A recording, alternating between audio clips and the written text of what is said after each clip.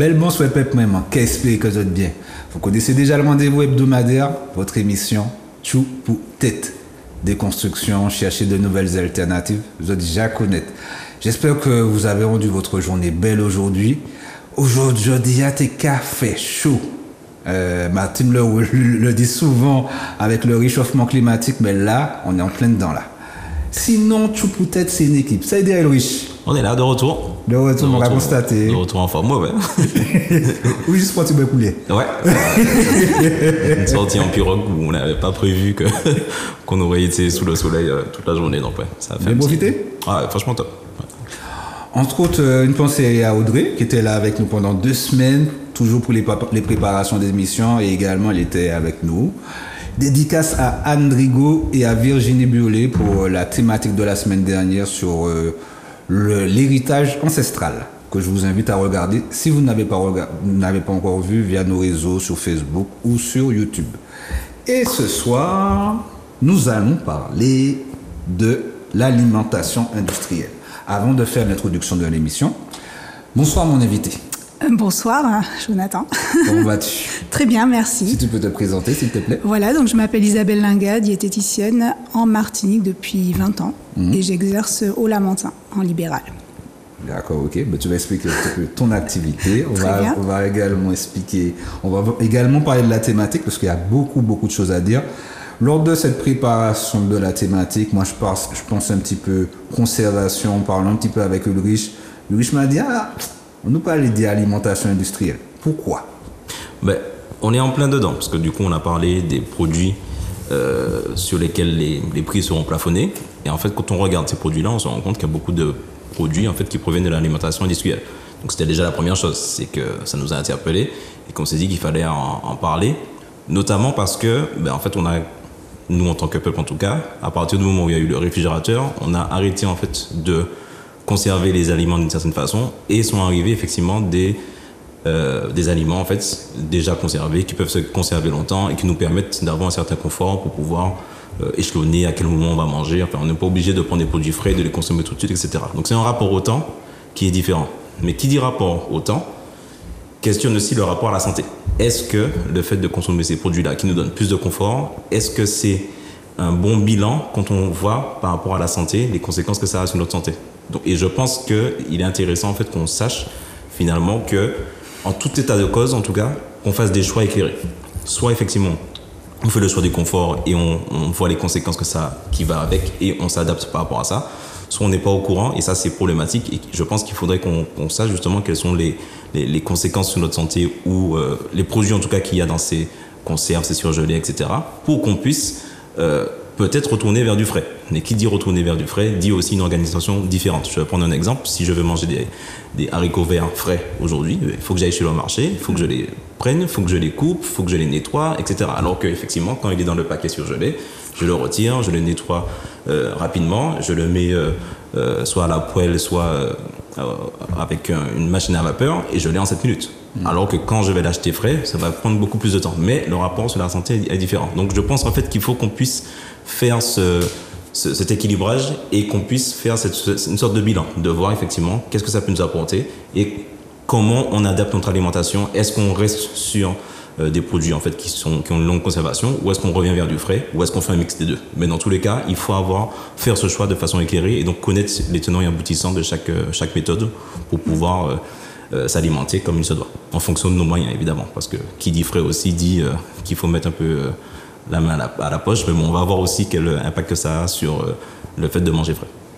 Tu parlais de confort, il y a aussi, j'ai envie de dire, une sensation de confort, parce que peut-être à l'intérieur, il n'y a rien de confort nous concernant au niveau de la santé, comme tu disais aussi. Oui, c'est clair, mais j'ai vécu un an et demi au Togo, au village, où du coup j'ai connu justement le fait de lâcher le réfrigérateur. On peut considérer que c'est clairement un confort. Clairement, c'est vraiment compliqué de revenir des techniques de saler à certains moments, de boucaner. Enfin, c'est vraiment une autre façon de faire. Donc je pense quand même que c'est assez confortable de fait de consommer comme ça. Donc, je pense que c'est pour ça, notamment que ça nous est vendu. Mais maintenant, il faut faire effectivement le bilan sur notre santé pour voir justement comment on s'adapte aujourd'hui en connaissance de cause. Un mot par rapport à l'introduction du riz. Oui, alors très bien, c'est vrai que l'être humain a toujours cherché à conserver ses aliments un maximum. Tu parlais de salaison, de fumage, c'est des process ancestraux qui permettaient de conserver certaines choses assez longtemps. Donc l'être humain a tout le temps cherché à évoluer en fait dans ce sens-là pour se faciliter un petit peu la vie. Et effectivement, à un moment donné, il y a quand même une limite. Il y a la limite avec je me facilite la vie, certes, mais est-ce qu'il y a un impact derrière pour ma santé? Et on voit clairement aujourd'hui qu'il y a des impacts sur la santé, parce qu'on peut dire que depuis les années 1950, il y a eu vraiment une explosion en termes de transformation aussi des aliments, avec l'explosion des aliments ultra transformés en fait. Et j'ai envie de dire, c'est de pire en pire, quoi. Bon, parlant de transformation, ça remplit de plus en plus les rayons du supermarché, quoi. En parlant de transformation, on va débuter avec la première question. Quels sont les différents niveaux de transformation de la nourriture? Alors, c'est une question un peu complexe. Il y a des formules, en fait. Il y a des classements. Il y a le classement NOVA, qui est assez connu, en 4 degrés de transformation des aliments, et un autre système qui s'appelle le système SIGA, en fait. C'est un système aussi de classement des aliments du plus transformé vers le moins transformé. Pour ma part, je regarde un peu plus le NOVA, qui est simple. Il y a 4 degrés de transformation. Donc ces informations ne sont pas notifiées par contre sur les emballages. D'accord? Donc c'est une information qu'il va falloir aller chercher, en particulier sur des sites internet. Vous avez un site, je ne sais pas si on peut en parler, qui fait ça très bien. Alors, j'ai un trou de mémoire du coup. C'est l'émotion, ça. Ça va revenir tout à l'heure. Ça va revenir, voilà, je ne voudrais pas dire une bêtise. Mais voilà, il y a des sites qui permettent d'analyser les produits et de nous donner cette classification NOVA. Alors le premier niveau, le niveau 1 dans la classification NOVA, c'est vraiment les aliments bruts. Donc les graines par exemple, comme les noix, les amandes, les fruits, les légumes, les morceaux de viande entiers en fait, ou découpés en fait. Les lentilles aussi. Les lentilles, voilà, tout ce qui est grain, voilà, tout ça c'est du non transformé, c'est vraiment du brut. Donc c'est les niveaux 1. En niveau 2, ils ont établi ce classement pour toutes les petites transformations, on va dire, comme le sucre. Le sucre, il y a une légère transformation, pour avoir du sel aussi, les épices, voilà. Donc ça reste des transformations très très minimes, en fait, succinctes. Le niveau 3, là, on a pris des aliments qui appartiennent à la famille au niveau 1, on va dire, des aliments bruts, que l'on a assaisonné et que l'on a cherché à conserver. Donc là, on va retrouver les conserves, par exemple. Qu'est-ce qu'on va pouvoir retrouver? Le pain aussi, voilà, des choses qui ont été un petit peu plus élaborées. Et le dernier niveau, niveau 4, là, ce sont clairement des aliments ultra transformés. Donc on a vraiment dégradé la matrice des aliments, en fait, pour en extraire des substances et les réinjecter dans des produits. Par exemple, ça va être l'amidon de maïs, le sirop de glucose, fructose, tous les additifs, les colorants, les conservateurs, etc. Et dès lors qu'on retrouve effectivement des ingrédients qui appartiennent à ce niveau 4, au Nova 4, en fait, ce sont des aliments dits ultra transformés. Les céréales aussi, pour le petit-déj des enfants, là, qui ne ressemblent plus à rien. Le grain de riz qui a été soufflé ou extrudé, hein, c'est des process de transformation qui est complètement déformé, n'aura plus du tout la même valeur nutritionnelle qu'un grain de riz que l'on connaît, en fait, que l'on fait faire cuire brut. En parlant de riz, la nourriture, l'une des nourritures les plus mangées, surtout en Martinique, et également les pâtes. Ça rentre dans quel Nova, quel degré de Nova, je dis? Alors, quel degré de Nova? Si on prend du riz complet, il sera très très peu transformé puisqu'il y aura encore l'enveloppe, donc niveau 1. Et si on enlève juste l'écorce pour en faire du riz blanc, on est à un niveau 3 à ce moment-là. À niveau 3, c'est-à-dire tout ce qui est riz basmati, tout ça. Voilà, tout ce qui est riz blanc en fait. Ok. Voilà. Donc il y a eu une légère transformation, mais ça reste minime. On n'a pas encore touché vraiment à la structure même du grain de riz interne. Et les pâtes? La même chose. Les pâtes, c'est du blé en fait, de la semoule de blé dur en fait, qu'on a agencé avec de l'eau en fait, tout simplement. Ou parfois on a des pâtes aux œufs, donc on a rajouté des œufs à ce moment-là. Donc ça reste un niveau 3. Ça reste des ingrédients relativement simples. En fait, comment à la maison faire un petit peu le tri de ça, c'est que quand vous achetez un produit, vous pourrez regarder la liste des ingrédients. Et du coup, si vous connaissez tous les ingrédients mis en œuvre, si vous êtes susceptible de les avoir à la maison, ça veut dire que c'est un aliment qui est correct. Donc les pâtes, quand on regarde bien la composition, c'est semoule de blé dur et puis eau. Donc on a 2 ingrédients, on a de la semoule de blé, si on le souhaite à la maison, c'est quelque chose qu'on connaît, et on a de l'eau. Donc là, c'est un niveau 3. D'accord, ok. Ok, bah du coup, on va commencer avec les conserves. Donc, qu'est-ce qu'il y a en fait globalement dans les conserves et qu'est-ce que ça fait partie de quelle famille de produits qu'il y a dans les conserves? Alors, c'est un niveau 3 en fait de transformation, clairement. Donc, on a un produit brut, donc soit des légumes verts souvent, soit des fruits en conserve, des fruits au sirop. On peut avoir du poisson. Donc là, il y a simplement un ajout d'eau, de sel pour les produits salés et un ajout de sucre quand il s'agit de fruits conservés au sirop. Après, on a une autre catégorie en fait de conserve, c'est vraiment tout ce qui est plat cuisiné. Et là, on s'oriente vers quelque chose de vraiment encore plus élaboré et souvent ultra transformé. Comment? Niveau 5? Non, je rigole. Non, on parle de niveau 4 maximum, mais... Il y a du 4, il pourrait y avoir du 5, parce qu'il y en a qui sont vraiment très très dégradés au niveau de la composition. Ouais. Donc après, il faut faire le tri dans ces plats cuisinés, on va dire, pour s'assurer que l'on connaisse vraiment tous les ingrédients qui sont mis en œuvre. Donc si on n'a pas d'additifs, de colorants, de conservateurs, de produits qu'on ne connaît pas, des mots qu'on ne connaît pas, on peut se dire que le plat cuisiné, c'est un peu la même recette que l'on ferait à la maison. Donc ça serait OK. Par contre, si on voit des additifs ou des mots qu'on ne connaît pas, à ce moment-là, c'est un aliment vraiment ultra transformé. On tombe dans un niveau très élevé de transformation. D'accord, OK. D'accord, et du coup, pour ceux qui sont élevés en termes de transformation, quelles seront les conséquences sur la santé? Alors, les conséquences sur la santé, elles vont dépendre aussi de la fréquence à laquelle vous allez consommer ces plats. Alors, on a parlé juste des conserves qui peuvent être ultra transformées, mais malheureusement, il n'y a pas que des conserves, en fait. On passera en revue les autres familles de produits. Mais ça, c'est vraiment la relation entre les quantités que vous allez consommer et la fréquence. Si on mange ça une fois dans le mois, il n'y aura vraiment pas d'incidence, à condition de manger sainement à côté. Mais si on mange sainement, ça veut dire qu'on mange des aliments bruts, donc ça c'est favorable pour la santé. Et du coup, par contre, si vous êtes un consommateur plus régulier, là les problèmes de santé vont arriver.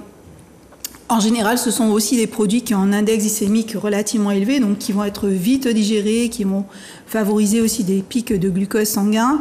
Et ça peut aboutir à du diabète, de l'obésité, des problèmes d'hypercholestérolémie, d'hypertriglycéridémie également. Ce sont 2 graisses qui circulent dans le sang et qui peuvent être élevées quand il y a des déséquilibres alimentaires ou pour d'autres causes, parfois des causes médicamenteuses ou médicales. Qu'est-ce qu'on peut avoir? On peut avoir également des carences aussi nutritionnelles, puisqu'en fait ces aliments ils sont dépourvus, on va dire, en grande partie de vitamines, de sels minéraux, de fibres aussi très souvent. Voilà, du coup la santé générale, l'état général risque de s'altérer. Donc ça, ce sont les principales pathologies liées à la nutrition. On peut aussi rajouter certains types de cancers. Carrément. Oui. Donc tous les cancers, en particulier des voies, ce qu'on appelle aérodigestives, donc de la bouche, de l'œsophage, l'estomac, l'intestin, le côlon. Et le pancréas, le foie aussi peuvent... Et en termes de conservation également par rapport à ces produits, puisque qui dit également conserve, ce sont des produits qui durent en termes de temps, je vois limite des fois 1 an. Même plus, même plus, hein. Ouais. Par rapport à ces additifs qui sont rajoutés. Déjà on parlait de cancer, donc ça va plus sur des méfaits que sur des bienfaits par rapport à ces conservations-là. Ça dépend ce qu'on va retrouver vraiment comme ingrédient. On peut prendre une boîte de légumes verts par exemple, où on a simplement un ajout d'eau et de sel.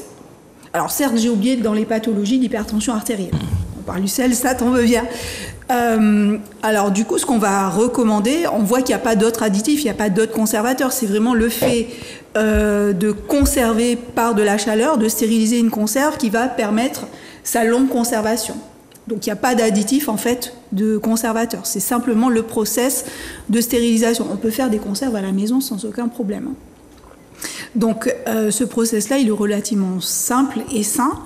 Il peut être appliqué à la maison. Et en fait, ce qu'on va recommander pour les conserves qui sont légèrement salées, c'est de les rincer un petit coup à l'eau et d'éviter de ressaler ensuite. Pour éviter d'avoir à se surcharger en sel tout au long de la journée avec ces conserves. Donc les conserves, on va leur garder quand même une petite place parce que c'est pratique.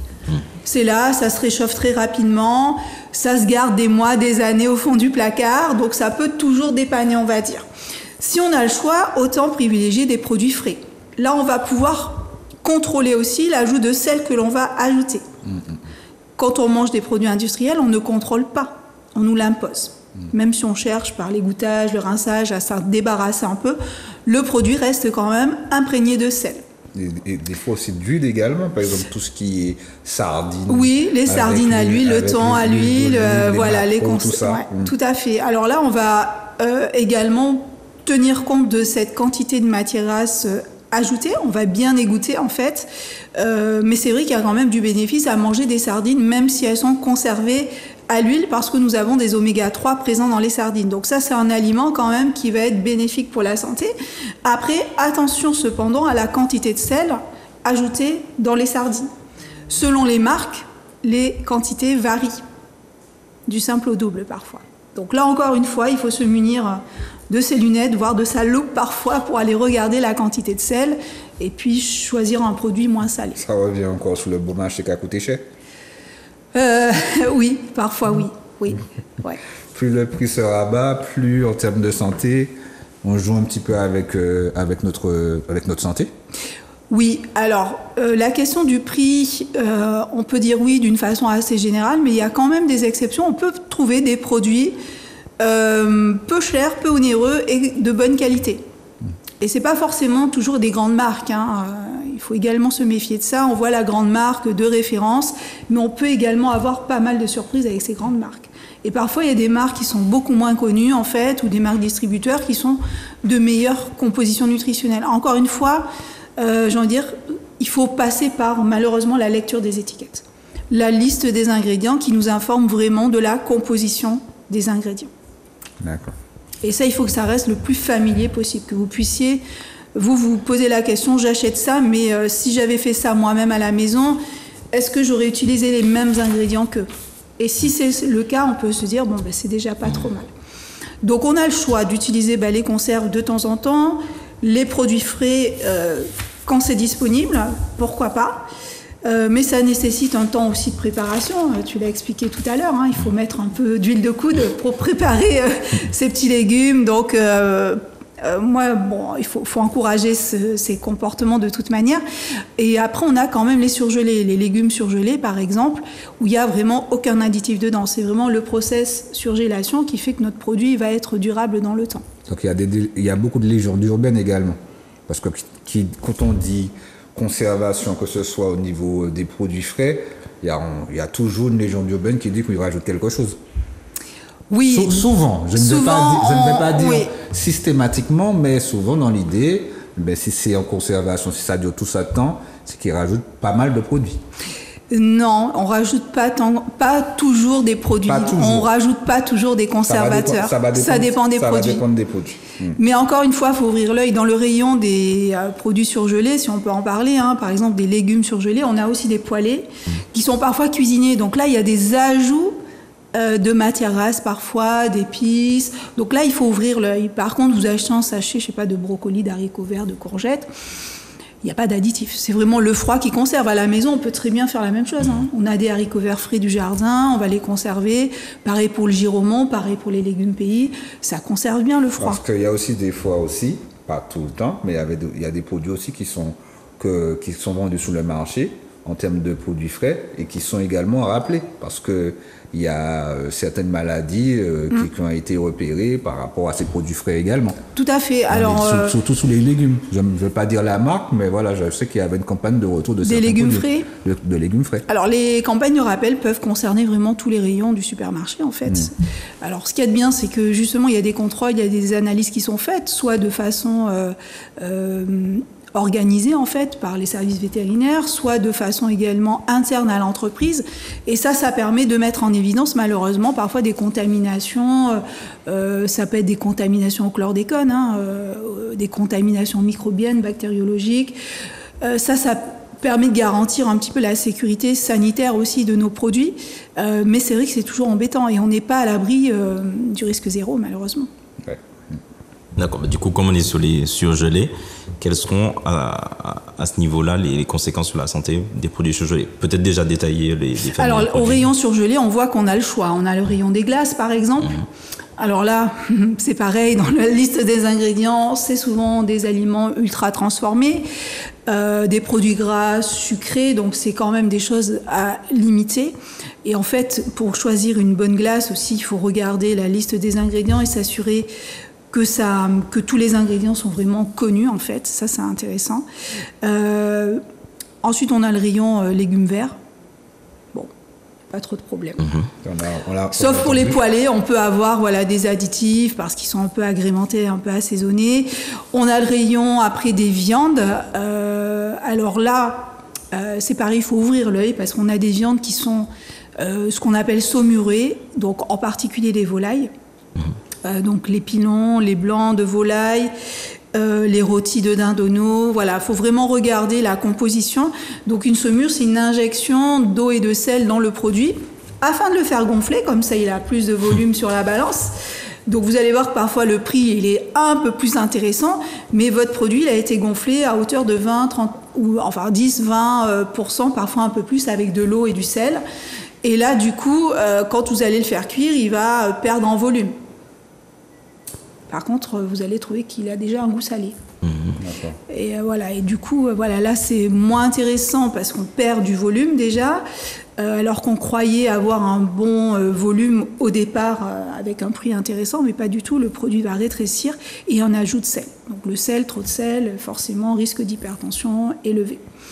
On a aussi des conservateurs dans les crevettes, par exemple. Ça, il y a beaucoup de gens qui ne le savent pas.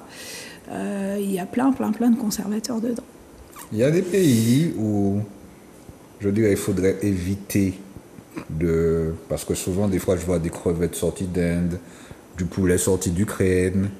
Il y a différentes origines du produit. Mais est-ce qu'il y a peut-être des produits où il faudrait plus faire attention par rapport à l'origine, ou pas du tout? Alors, sans faire une mauvaise publicité, oui. on est là pour la déconstruction et pour chercher de nouvelles alternatives. Alors, en Europe, en fait, tous les produits sont soumis à la même législation.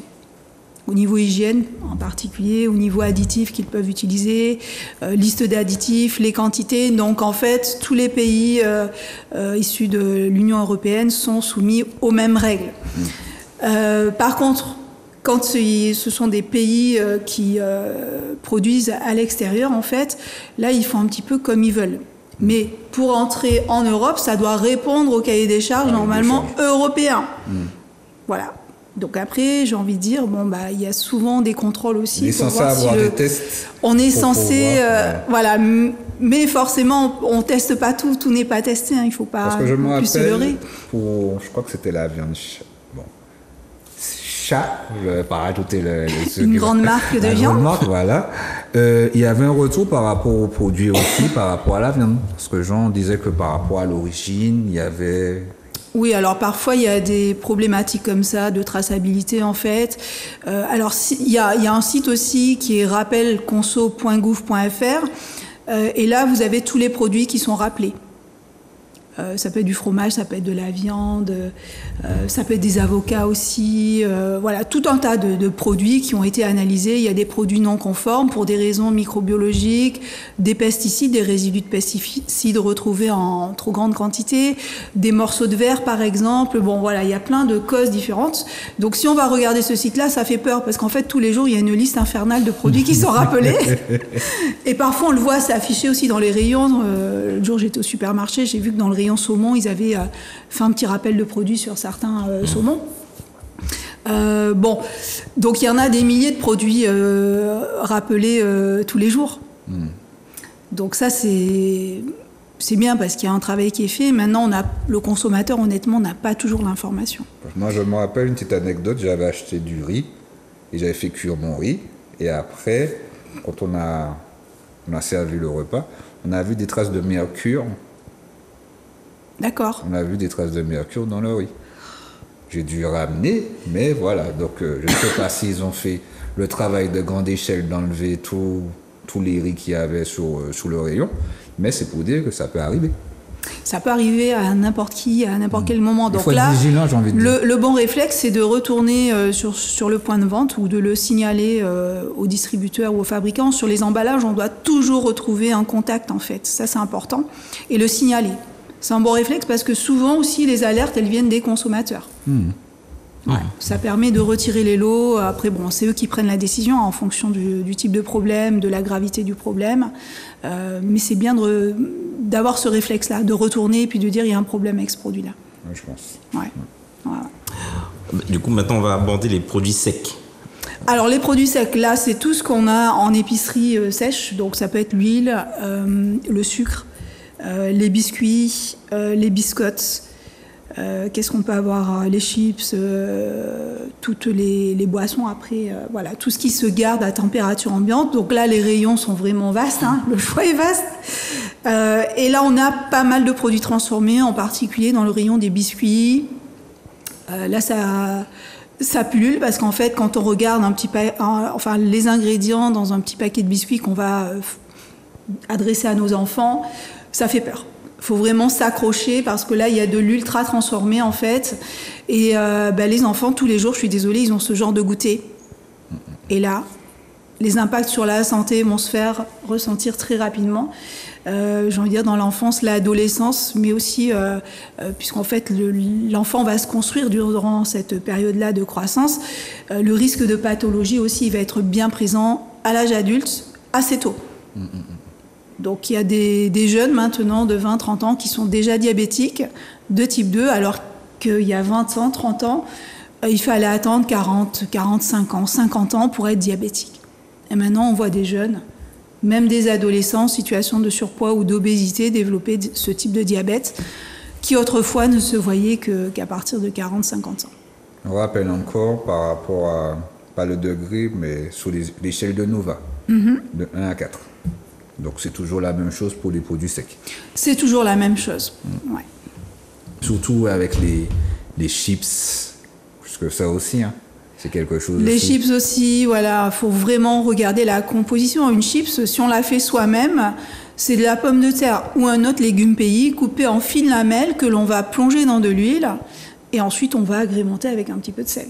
Si on trouve autre chose que ces 3 ingrédients, ça peut être suspect. Il faut se poser des questions. Voilà, même si on voit arôme, je sais pas, bacon ou autre, si arôme, c'est un arôme forcément artificiel. Et là, il y a des impacts. Alors, au niveau des additifs, on connaît quand même les impacts de certains additifs. Maintenant, j'ai envie de dire, il y a plus de 500-600 additifs.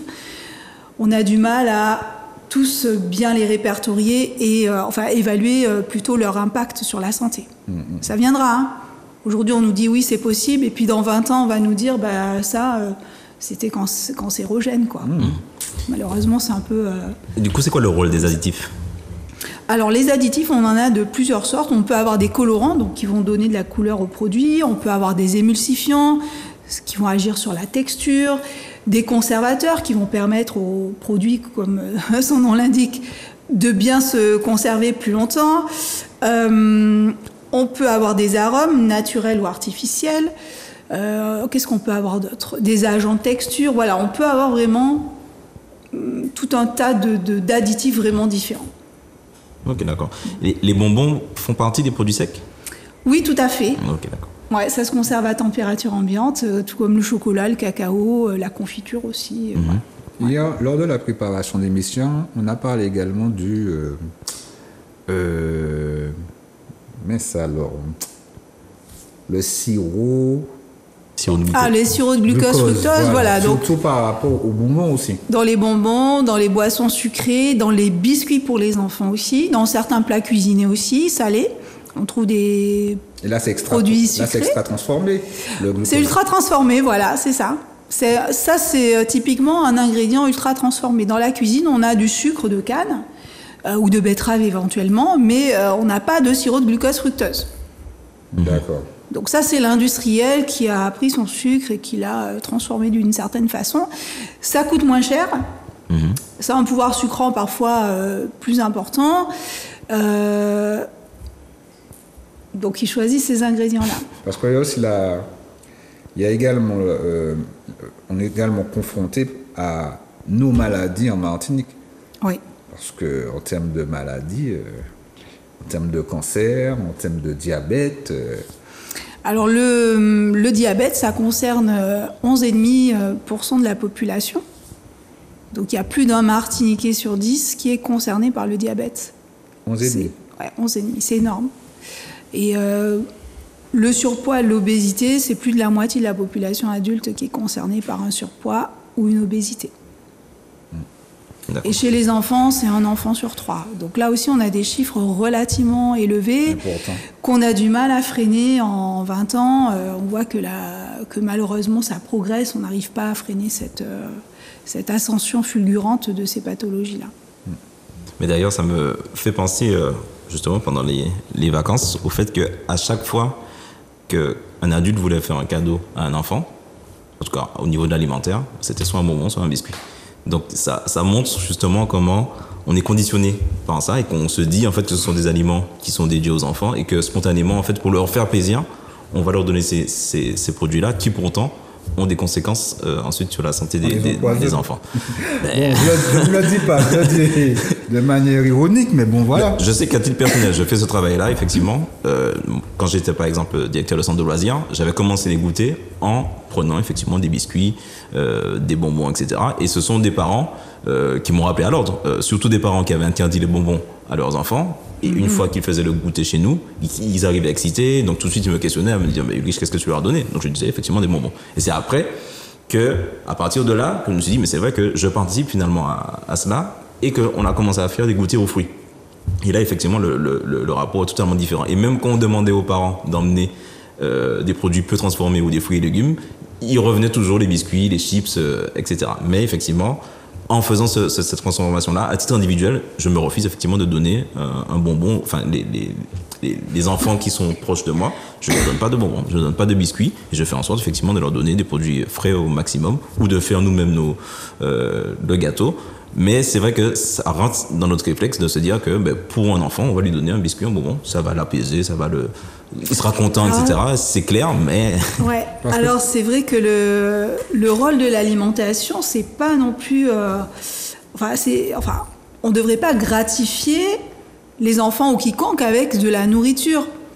L'alimentation, c'est pour se nourrir, pour répondre logiquement à un besoin énergétique. Vous avez faim là? Il est... C'est l'heure de la collation. Il est presque 19h. Est-ce que vous avez faim?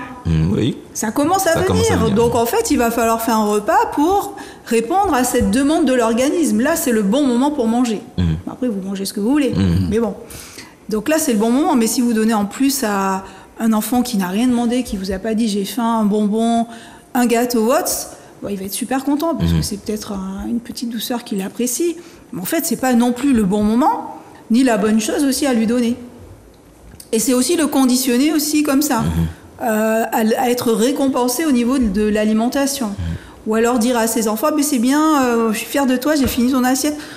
Non, un enfant, il doit manger juste ce qu'il lui faut. C'est lui qui sait, hein.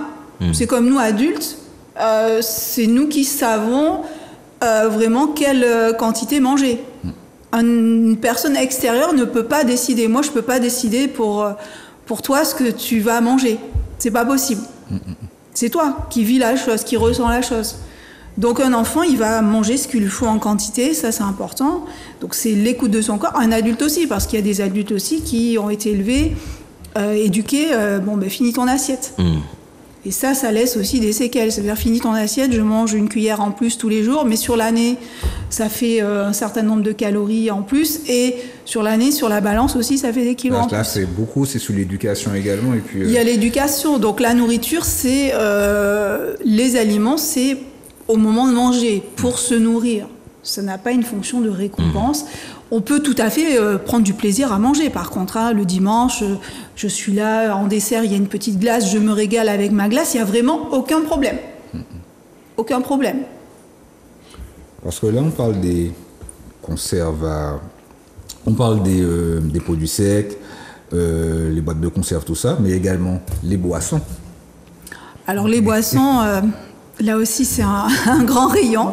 Vous avez vu que la longueur du rayon boissons s'est vraiment agrandie. Il y a même 10 ans, 15 ans, on n'avait pas autant de choix de jus, de boissons sucrées, de boissons aromatisées, d'eau aromatisée. Il n'y avait pas tout ça, c'était les balbutiements, on va dire.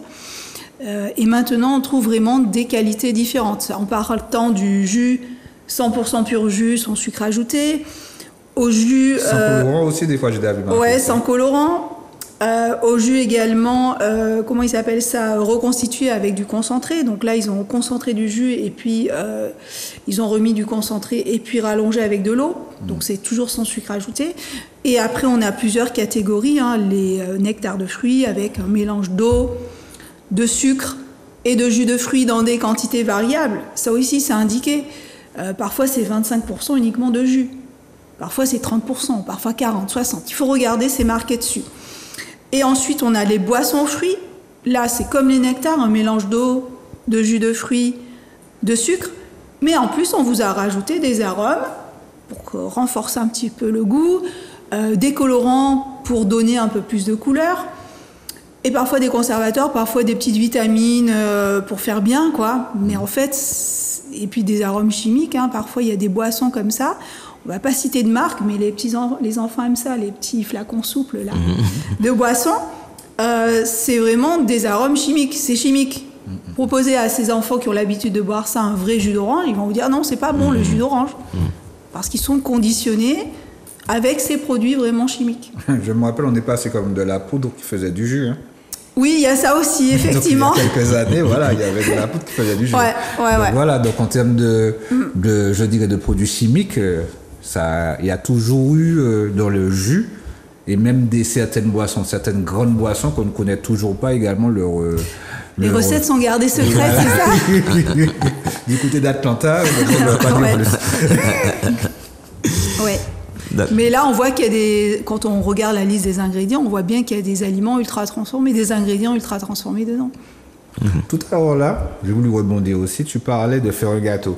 Mais même dans la composition du gâteau, quand on prend par exemple de la levure, certains produits, il y a aussi une transformation. Non, la levure, c'est naturel. Non, mais par exemple, par rapport aux petits sachets qu'on va prendre, on ne va pas forcément... Voilà. Il n'y a pas vraiment de transformation par rapport à ça ou pas du tout? Pour la levure, non, c'est naturel. D'accord. Ok. C'est pour ça que je préfère justement faire le gâteau. En tout cas, les gâteaux que je fais, c'est avec déjà des farines locales. Et ensuite, rajouter des fruits et des épices, en fait, qu'on trouve localement. Donc, effectivement, je ne pense pas que ça a moins d'impact que de leur offrir des biscuits, tout simplement. Quand on entend les chiffres en termes de santé, quand on voit... Voilà. En termes de boissons, excusez-moi, en termes de boissons, bon, je ne sais pas, on n'a pas forcément tous les ingrédients des boissons, tout ce qui vient de chez nous, mais ce serait mieux de consommer plus des boissons de chez nous ou bien des boissons, est-ce que voilà, c'est pour faire qui viennent d'ailleurs. Qui viennent d'ailleurs avec tous les conservateurs, tous les colorants, etc. On a des marques locales qui utilisent aussi des arômes, des colorants pour renforcer un petit peu, rehausser donc ça reste toujours le goût, industriel. les couleurs du... Ah oui, tout à fait. Même si on reste dans le local. Après, on peut prendre aussi l'exemple des des petites structures qui font des petits jus locaux en fait. Alors là aussi on peut avoir des aliments ultra transformés dedans, des ingrédients ultra transformés dedans. Il faut regarder encore une fois la liste des étiquettes. Dans tous les cas, ces boissons restent relativement sucrées. Et ça, c'est un problème aussi de santé publique. La consommation de sucre actuellement est trop importante. Et en fait, il y a des pièges dans les boissons parce que vous buvez un petit verre comme ça de boisson sucrée, quelle que soit la boisson, que ça soit du jus, du soda ou autre boisson sucrée, vous avez déjà 2 cuillères à soupe de sucre dedans. Donc, une légende urbaine, j'ai entendu dire qu'on rajoutait du sucre et du sel dans les aliments quand ça arrivait en Martinique. Ah, non. C'est une légende urbaine. C'est une légende urbaine. Non. Par contre, il y a des aliments locaux ici qui sont un peu plus sucrés. On prend les yaourts fabriqués localement, ils vont être plus sucrés. C'est parce qu'on n'utilise pas non plus les mêmes ingrédients pour fabriquer ici un yaourt localement que dans l'Hexagone. D'accord. En fait, c'est pas du lait liquide, c'est du lait en poudre. Donc forcément, il y a une teneur en lactose, qui est le sucre naturel du lait, qui est un petit peu plus forte, un peu plus concentrée. Mais après, il y a quand même du sucre ajouté. On pourrait faire un effort quand même ici. On pourrait. Il y a eu des efforts qui ont été faits, c'est vrai. Mais ça reste insuffisant. Quand on compare un yaourt fabriqué localement, sucré, et un yaourt malheureusement qui vient de là-bas, il y a quand même au moins 5 grammes de sucre d'écart. C'est quand même beaucoup. 5 grammes, c'est une cuillère à café de sucre. Pour un petit pot de yaourt, ça fait beaucoup. Ouais, surtout par rapport aux chiffres de santé. Ouais. Donc là, il y a tout un travail, j'ai envie de dire, d'éducation à faire au niveau de la population. C'est vrai que c'est une thématique qui n'est pas évidente parce que ça implique qu'il faille lire les étiquettes. On n'aime pas faire des efforts. En plus, c'est écrit petit, il y a des noms qu'on ne connaît pas. Alors, quand il y a des noms qu'on ne connaît pas, on peut tout de suite laisser de côté. On peut se dire, c'est pas pour nous. Mais il faut faire un effort à ce niveau-là pour mieux choisir. Il y a aussi des applications qui peuvent nous aider à mieux choisir nos aliments. Alors, il y a des limites aussi parce qu'il n'y a pas l'esprit critique aussi aiguisé que nous, en fait. Et il y a parfois des erreurs aussi sur les applications. D'accord. Avant de passer du coup aux recommandations, est-ce qu'on peut parler des salaisons? Alors, les petites salaisons, oui, les queues, les groins, d'accord. La morue, la fameuse morue qu'on a beaucoup déconstruit ici. Ouais, alors la morue, j'ai envie de dire, ça reste un process assez simple. C'est certaines variétés de poissons qui ont été conservées avec du sel. Donc là, ça va. C'est la majorité des marques qui fonctionnent comme ça. Il m'est arrivé quand même de voir une marque avec un additif dedans, un conservateur dedans. C'est plutôt rare. La majorité, je vous dis, c'est plus du sel en fait et du poisson. Donc après, à nous de bien la dessaler afin d'éliminer un maximum de sel. Concernant par contre les queues, les groins, donc là c'est une autre paire de manches, on va dire. Parce que ça reste bien rose, vous avez vu que c'est joli. Je ne sais pas si vous avez eu des parents ou des grands-parents qui ont fait des salaisons. Vous vous rappelez, tu te rappelles de la couleur que ça avait? Les salaisons maison. Non, c'est un peu beige, c'est un peu, c'est pas très jojo, c'est pas très joli. C'est pas trop rosâtre, voilà, c'est pas aussi rosé que. Non, c'est pas du tout. Voilà. Tu n'as plus la couleur rosée. Donc c'est vrai que ça attire moins et que du coup dans ces salaisons-là, il y a tout un tas de conservateurs. Ouais. Il y a du sel, mais donc de la saumure à grande échelle aussi. Mais il y a aussi des fameux conservateurs. Alors, les conservateurs, les additifs aussi, il faut pouvoir les repérer parce que parfois on vous met le nom. Alors c'est un nom vraiment barbare en général, un truc chimique. Ou parfois on vous met un E avec 3 chiffres. Et là, c'est à vous de vous débrouiller pour savoir ce que c'est. Parfois, ils nous mettent les deux, ils sont gentils, mais on n'est pas plus avancé non plus. Après, sur Internet, maintenant, on peut trouver pas mal de choses sur les additifs, des tableaux vraiment très bien faits avec les additifs dangereux, on va dire, les additifs à surveiller, et ceux qui sont inoffensifs. On arrive à trouver des choses intéressantes. Ok. Mais bon, je peux vous dire que ceux des salaisons sont pas intéressants. Ok, bon, ça fait une deuxième chose après la morue. Là, c'est les salaisons qu'on va attaquer. Ok, bon, maintenant on va. Tu t'attaques à Noël, là. Exactement. Alors, voilà, alors après, si on se limite à Noël, on peut parler de ça, un repas festif à Noël où il y a vraiment des choses, des choses locales. On va peut-être garder l'igname, le pois d'Angole, le ragoût de cochon, mais si à côté on mange des petits trucs, on va dire industriels, j'ai envie de dire, si ça se limite à cette période-là, pendant quelques jours, passe encore. Mais le problème, c'est que c'est toute l'année. Et c'est ça, la problématique. Quand c'est vraiment récurrent. C'est ça. Ouais, je peux comprendre. Sans compter la restauration hors foyer, les fast-foods, les snacks, etc., où ça reste aussi de l'ultra transformé. Ok, bon, maintenant, est-ce qu'on peut passer du coup à quelques recommandations? Alors, on va garder le moral quand même, parce que C'est ça. ça peut faire peur, sinon on peut se dire qu'est-ce qu'on va manger. Alors, première recommandation, ce que j'ai envie de dire, c'est de manger des vrais produits. Des choses qui Des produits frais. qui sont solides sous la dent, des vrais produits non transformés. Ça peut être des fruits, des légumes, de la viande fraîche, du pois. Alors, fraîche ou surgelée sans additifs, parce que la surgélation, elle permet de conserver toutes les propriétés nutritionnelles, les vitamines, les minéraux, donc ça peut être bien. Mais dès lors qu'il n'y a pas d'additifs, les légumes surgelés peuvent être, sans additifs aussi, peuvent être intéressants.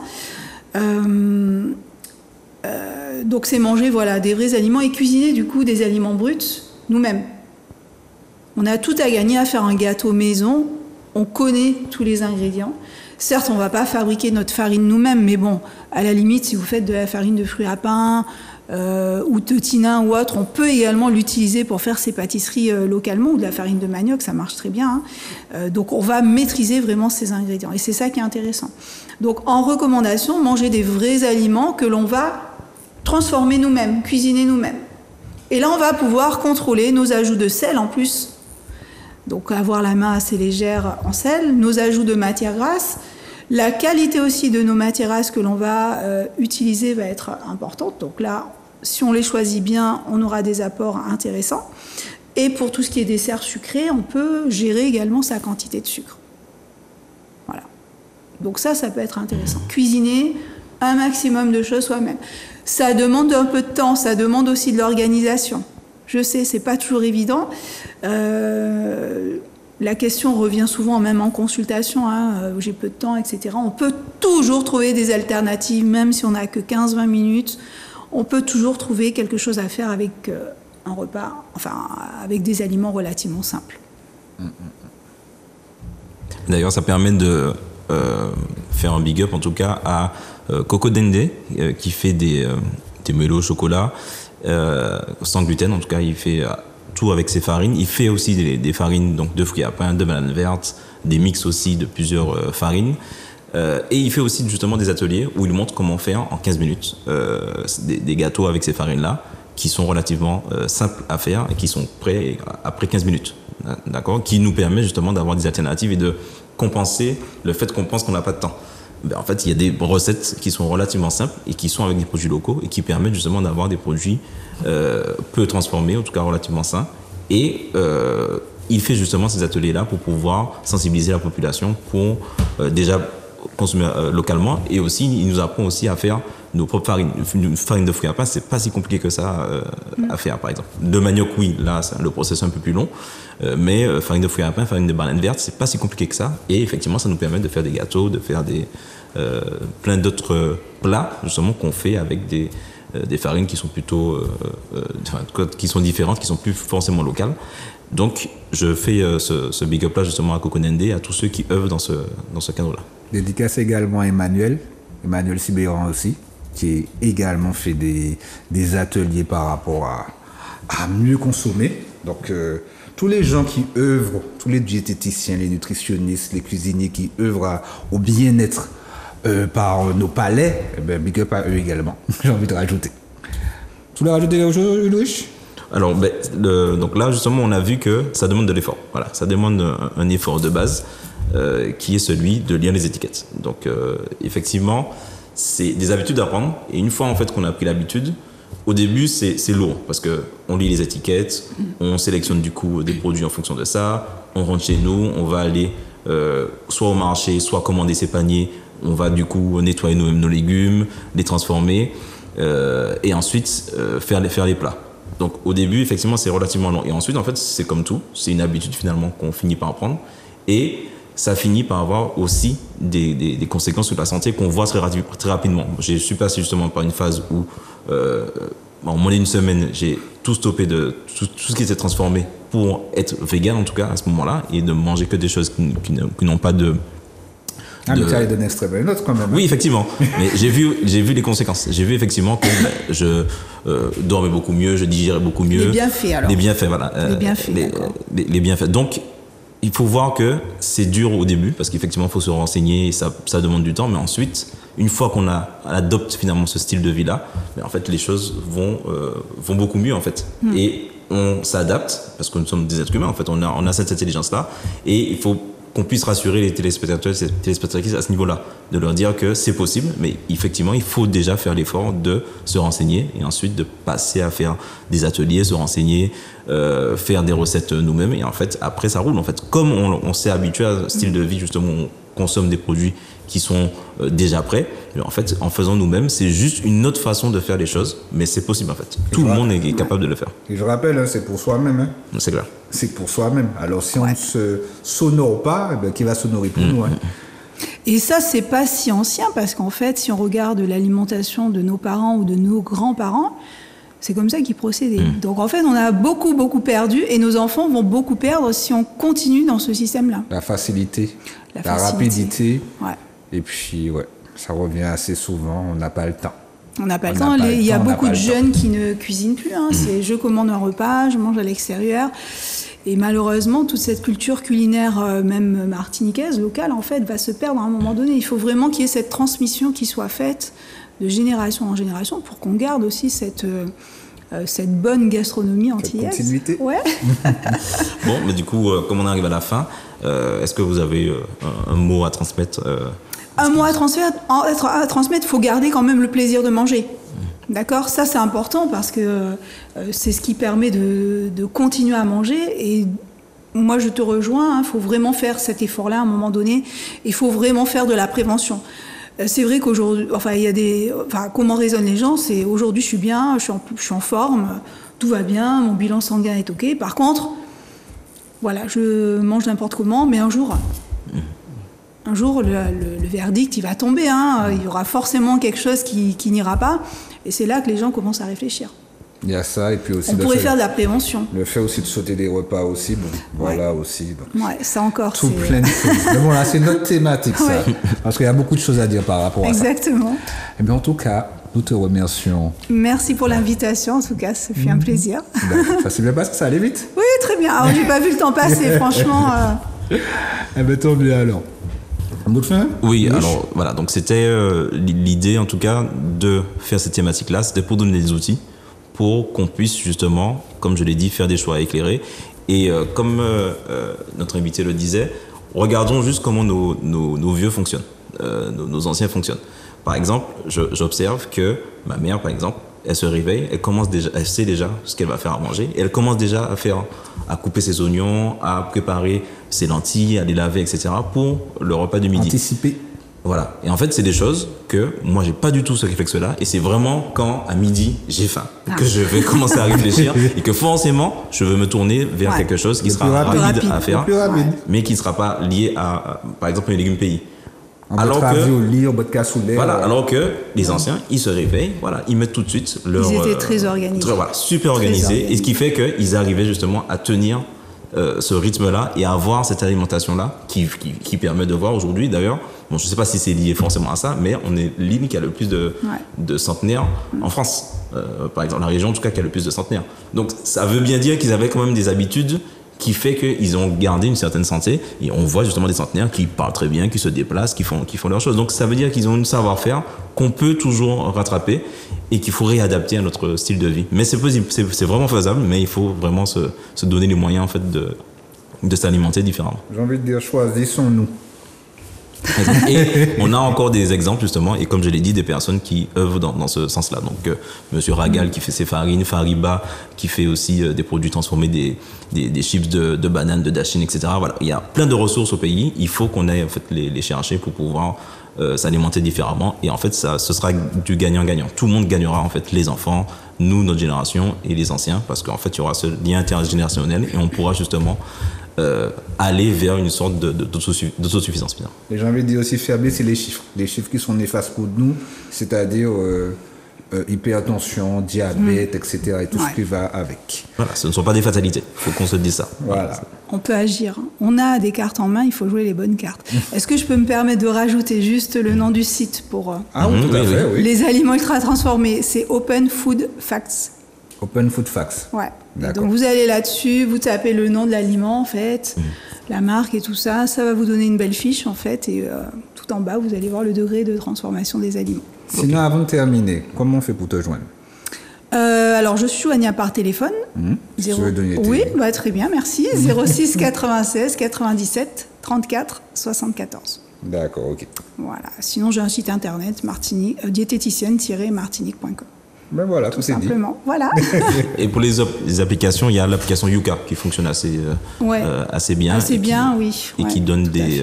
des indications sur les aliments qu'on consomme. Il suffit juste de scanner le code, le QR code, en tout cas non, le code barre plutôt du produit, et ça nous donne des informations nutritionnelles dessus. Bon, faut quand même garder l'œil ouvert. Voilà. Malgré Ça n'empêche- l'application, on est d'accord. Exactement, ça n'empêche qu'il faut garder l'esprit On réfléchit, on regarde, Voilà, on fait et preuve on analyse. d'esprit Plus critique. critique. Voilà, il y a parfois des erreurs ou des incohérences entre les notations aussi. Ça, c'est déjà vu.